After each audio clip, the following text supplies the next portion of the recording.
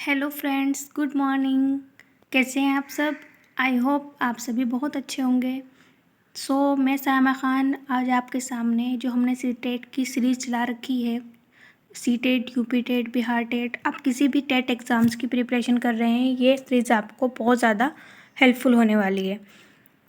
तो हमने इस सीरीज़ में 45 क्वेश्चंस तक अपने कल की वीडियो में देखे थे। 46 क्वेश्चन से आज हम स्टार्ट करेंगे और ये सीरीज़ अगर आप फॉलो करते हैं तो आपको सीडीपी में मैं अपॉन मार्क्स की गारंटी देती हूँ, क्योंकि मैं यहाँ पे आपको सभी इम्पोर्टेंट क्वेश्चंस सीडीपी से रिलेटेड सब थ्योरीज सभी इम्पोर्टेंट क्वेश्चंस आपको कराने वाली हूँ।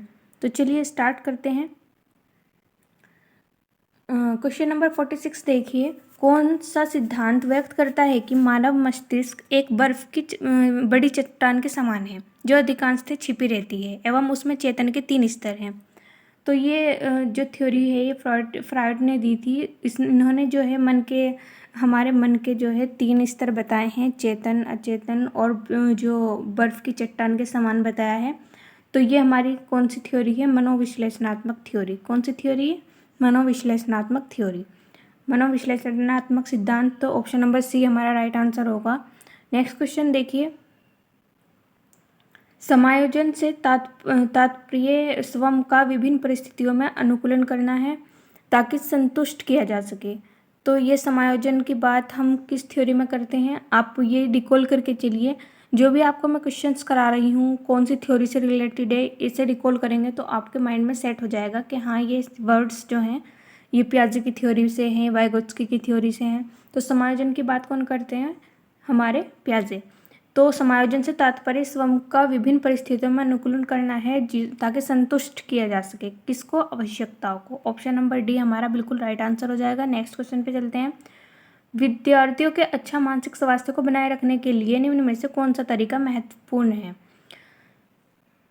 तो यहाँ पे 4 ऑप्शंस गिवन है आपको। शैक्षिक क्रियाओं का प्रावधान, अभिव्यक्ति की स्वतंत्रता, रुचियों की भिन्नता, अध्यापक की भूमिका एवं विद्यालय वातावरण।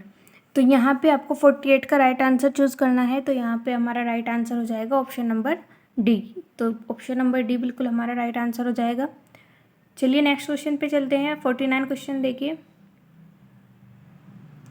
क्रियात्मक अनुसंधान के संबंध में निम्न में से कौन सा कथन सही नहीं है? तो अगेन यहाँ पे नहीं पूछा है, इस पे हमें बहुत ज़्यादा फोकस करना है। नहीं हमारा जो है बहुत सारे क्वेश्चंस क्या करा देता है, रॉन्ग करा देता है एग्जाम्स में, क्योंकि हम जल्दी से पढ़ लेते हैं और ध्यान नहीं देते कि नोट पूछा है, और हम राइट आंसर देखते ही या कीवर्ड देखते ही सबसे पहले वही आंसर लगा देते हैं। तो चलिए देखिए, यहाँ पे आपको ऑप्शंस गिवन है। ये अध्यापकों एवं शिक्षा व्यवसाय से जुड़े लोगों के द्वारा किया जाता है। ये किसी विशिष्ट समस्या के समाधान के लिए किया जाता है। ऑप्शन नंबर सी है आपका, व्यापक स्तर पर निर्णय लेने के लिए सूचना संकलन का कार्य इसमें किया जाता है। एंड ऑप्शन नंबर डी है आपका, स्थानीय स्तर पर रोज़मर्रा की समस्याओं के समाधान के लिए। तो 49 का हमारा जो राइट आंसर हो जाएगा वो होगा हमारा ऑप्शन नंबर सी। तो ऑप्शन नंबर सी हमारा राइट आंसर हो जाएगा बिल्कुल, व्यापक स्तर पर निर्णय लेने के लिए सूचना संकलन का कार्य इसमें किया जाता है क्रियात्मक अनुसंधान में। इम्पोर्टेंट क्वेश्चन था ये भी। नेक्स्ट क्वेश्चन देखिए, दबाव को कम करने एवं परीक्षाओं में सफलता के लिए आवश्यक है। तो ये हम अपना डेली लाइफ से भी जोड़ सकते हैं, क्या इम्पोर्टेंट है इसके लिए। कम अवधि की परीक्षाओं में अंतरण, विद्यालयी शिक्षा के विभिन्न चरणों में परीक्षाओं का आयोजन, वार्षिक एवं अर्धवार्षिक परीक्षाएं, और ऑप्शन नंबर डी है हमारा, विभिन्न प्रवेश परीक्षाओं के लिए विभिन्न एजेंसियों की स्थापना। तो 50 का हमारा जो राइट आंसर होगा वो होगा कम अवधि की परीक्षाओं में अंतरण। कम अवधि की परीक्षाओं में अंतरण, ये हमारा बिल्कुल राइट आंसर हो जाएगा। नेक्स्ट क्वेश्चन पे चलते हैं। मूल्यांकन का उद्देश्य है, तो इसमें भी आपको 4 ऑप्शंस गिवन है। बालकों को धीमी गति से सीखने वाले एवं प्रतिभाशाली बालकों के रूप में लेबल करना। तो ये लेबल करना बिल्कुल गलत है। जिन बालकों को उपचारात्मक शिक्षा की आवश्यकता है उनकी पहचान करना बिल्कुल सही है। अधिगम की कठिनाइयों व समस्याओं वाले क्षेत्रों का पता लगाना बिल्कुल सही है। उत्पादक जीवन के जीने के लिए शिक्षा किस सीमा तक तैयार कर पाई है का पुष्टि पोषण प्रदान करना है। तो 51 का हमारा जो राइट आंसर है, मूल्यांकन का क्या उद्देश्य है, जबकि ऑप्शन हमारा बी और सी भी सही है, लेकिन मूल्यांकन का क्या उद्देश्य होता है हमारा, कि हम ये देखते हैं कि जो हमने अब बच्चे को अब तक आज 1 ईयर में या जब भी हम मूल्यांकन कर रहे हैं, बच्चे को जो सिखाया है वो उत्पादक जीवन जीने के लिए शिक्षा किस सीमा तक तैयार कर पाई है उस बच्चे को, उसका पुष्टि पोषण प्रदान करना, मतलब उसको देखना, उसका मूल्यांकन करना कि बच्चा कितना तैयार हो पाया है। तो ये हमारा डी ऑप्शन राइट हो जाएगा। नेक्स्ट क्वेश्चन पे चलते हैं। क्वेश्चन नंबर 52 है आपका, प्राथमिक विद्यालयों के बालकों के लिए निम्न में से किसे बेहतर मानते हैं? वीडियो अनुरूपण, प्रदर्शन, स्वयं के द्वारा किया गया अनुभव, इनमें से सभी। तो देखिए, हमने स्टार्टिंग से ही पढ़ा है, जो बच्चे खुद करके सीखते हैं, पियाजे ने भी यही बात की है कि बच्चा जो करके सीखता है वो सबसे ज़्यादा अच्छे से बच्चा उसे सीखता है। तो ये हमारा ऑप्शन नंबर सी बिल्कुल राइट आंसर हो जाएगा। नेक्स्ट क्वेश्चन देखिए, निम्न, फिर से विकास से रिलेटेड क्वेश्चन आ गया हमारे पास। निम्न में से कौन सा कथन विकास के बारे में सत्य नहीं है? अगेन नहीं पे हमें फोकस करना है। विकास अंत्यक्रिया का फल है। विकास एक व्यवस्थित श्रृंखला का अनुगामी है। विकास एक व्यक्तिगत प्रक्रिया है और विकास विशिष्ट से सामान्य की ओर चलता है। तो इसमें नोट पूछा है, तो आपको बहुत ध्यान से आंसर देना है। तो विकास जो होता है वो सामान्य से विशिष्ट चलता है, ना कि विशिष्ट से सामान्य। तो हमारा ऑप्शन नंबर डी बिल्कुल राइट आंसर हो जाएगा। नेक्स्ट क्वेश्चन पे चलते हैं। 54 देखिए, बालकों की सोच अमूर्तता की अपेक्षा मूर्त अनुभवों एवं प्रतियों से होती है। ये अवस्था है, मतलब बच्चा अमूर्त चीज़ों को सोचने की बजाय क्या करता है, मूर्त अनुभवों से ज़्यादा सीखता है। तो ये कौन सी अवस्था में बच्चा करता है? तो 54 का हमारा राइट आंसर हो जाएगा 7 से 12 वर्ष। और आप कमेंट करके बताएंगे कि ये 7 से 12 वर्ष हमारी कौन सी अवस्था है पियाजे के अनुसार। अगर आप ऐसे रिकॉल करके चलेंगे तो आपको समझने में और याद करने में बहुत ईजी होगा। नेक्स्ट क्वेश्चन पे चलते हैं। क्वेश्चन नंबर 55, मानव विकास किन दोनों के योगदान का परिणाम है? तो ये बहुत ही फेमस क्वेश्चन है आपका। इसमें कई बार ये ऐसे भी पूछ लेता है कि गुणनफल है या फिर मतलब प्लस दे देता है बीच में साइन, मल्टीप्लाई दे देता है। तो आपको याद रखना है कि ये क्या है, गुणनफल है। तो किसका गुणनफल है ये? 55 का हमारा राइट आंसर हो जाएगा वंशकर्म एवं वातावरण, हेरिडिटी एंड एनवायरनमेंट। तो यहाँ पे ऐसे ऑप्शन हो सकते हैं आपके H/E या H+E, ऐसे कई बार सीटेट में पूछा गया है। तो आपको याद रखना है कि ये क्या है, गुणनफल है। चलिए नेक्स्ट क्वेश्चन पे चलते हैं। 56 है आपका, पियाजे से आ गया। निम्न में से कौन पियाजे के अनुसार बौद्धिक विकास का निर्धारक तत्व नहीं है?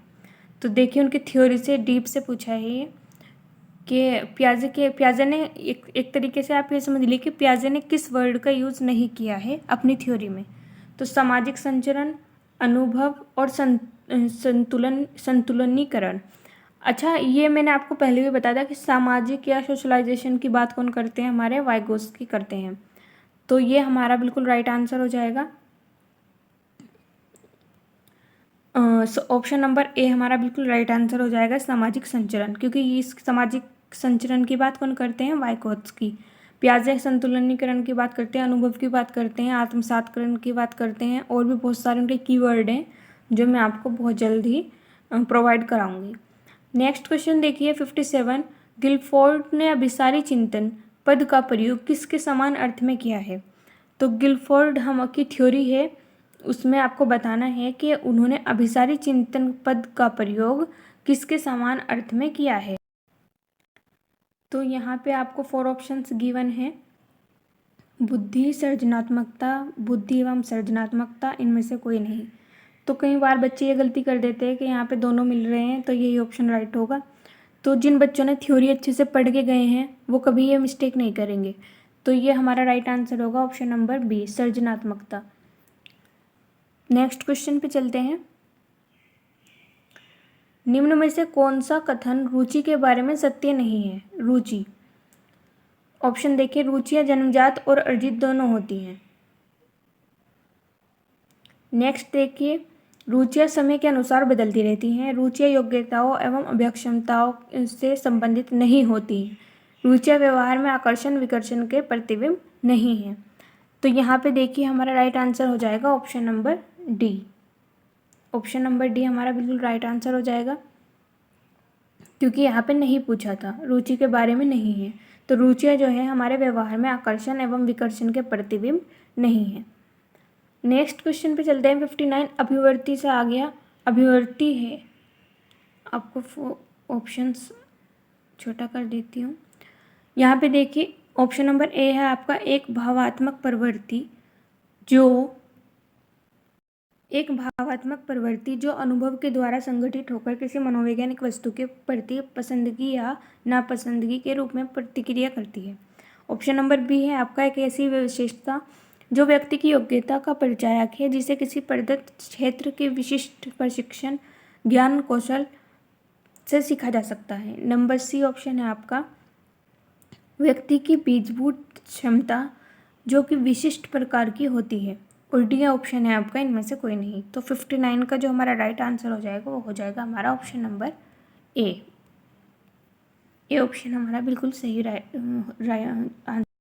नेक्स्ट क्वेश्चन पे चलते हैं 60। देखिए व्यक्तित्व एवं बुद्धि में वंशानुक्रम है, वंशानुक्रम की क्या भूमिका है ये पूछ रहा है हमसे। तो यहाँ पे नाम मात्र की भूमिका, महत्वपूर्ण भूमिका, अपूर्वानुमेय भूमिका है, आकर्षक भूमिका है। तो व्यक्तित्व एवं बुद्धि में वंशानुक्रम की क्या भूमिका है, तो 60 का हमारा राइट आंसर हो जाएगा नाम मात्र की भूमिका। वंशानुक्रम की क्या है, नाम मात्र की भूमिका है। तो गाइस ये थे हमारे आज के 15 क्वेश्चंस। आई होप आपको ये वीडियो पसंद आई होगी और यह वीडियो आपके लिए हेल्पफुल होगी। अगर ये वीडियो आपको पसंद आई हो या आपके लिए हेल्पफुल हो तो प्लीज़ मेरे चैनल को लाइक एंड सब्सक्राइब ज़रूर कीजिएगा और ज़्यादा से ज़्यादा अपने फ्रेंड्स के साथ शेयर कीजिए ताकि मुझे मोटिवेशन मिले और मैं आपको ये सीरीज़ और अच्छे बेहतर तरीके से दे सकूँ। और इसी के साथ मैं आपको अभी न्यू 2 सीरीज़ और लेके आ रही हूँ। एक तो वोकेबलरी से रिलेटेड इंग्लिश में मैं डेली आपको 5 या 6 या 10 जितने भी हो पाएंगे वो कैब दूंगी और आप अगर उन्हें रेगुलर फॉलो करेंगे तो आपकी बहुत अच्छी वो कैब रेडी हो जाएगी। आप 1 मंथ में बहुत अच्छा डाटा अपने पास कलेक्ट कर लेंगे। और क्योंकि डेली हम बहुत कम जो मैं आपको प्रोवाइड कराऊंगी 5 या 10, अगर आप एक साथ करने बैठेंगे तो ऐसा नहीं है कि आप एक साथ बहुत सारा पढ़ लेंगे तो आपके माइंड में एक भी नहीं रहेगा। क्योंकि मैं खुद एक मतलब प्रिपरेशन कर रही हूँ, DSSB KVS का एग्ज़ाम दिया है, NBS सभी एग्ज़ाम्स में। तो जब भी हम वो कैब रेडी करते हैं हम सोचते हैं कि हम एक बार में ही बहुत सारा पढ़ लें और उसका रिज़ल्ट ये होता है कि हमारे माइंड से सब कुछ स्लिप हो जाता है, कुछ भी हमारे माइंड में नहीं रहता है। तो इसके लिए हमें चाहिए कि हम थोड़ा थोड़ा डेली प्रैक्टिस करें। जो वर्ड्स हमने आज के लिए चूज़ किए हैं उनको दिन में 2 से 3 बार हम अगर रिपीट करेंगे तो वो हमारे माइंड में सेट हो जाएंगे। और मैं आपको ये सीरीज़ ऐसे ही नहीं दूंगी, मैं आपको ये सीरीज़ विद ट्रिक दूंगी ताकि आपको पढ़ने में बोरिंग फील ना हो, आप इंजॉय करें। और इसी के साथ में एक जो BA ग्रेजुएशन बेस पे जो राष्ट्र गौरव जो सब्जेक्ट होता है उसकी वीडियोस ला रही हूँ, उसके इम्पोर्टेंट क्वेश्चंस लेके आ रही हूँ जो कि बहुत कम प्रोवाइड होते हैं हमें। तो अगर आप वो मेरी सीरीज़ फॉलो करते हैं तो आपको 20+ क्वेश्चंस वहाँ से देखने को मिलेंगे। तो चलिए आज के लिए इतना ही। वीडियो को लाइक और शेयर ज़रूर कीजिएगा। Thank you so much.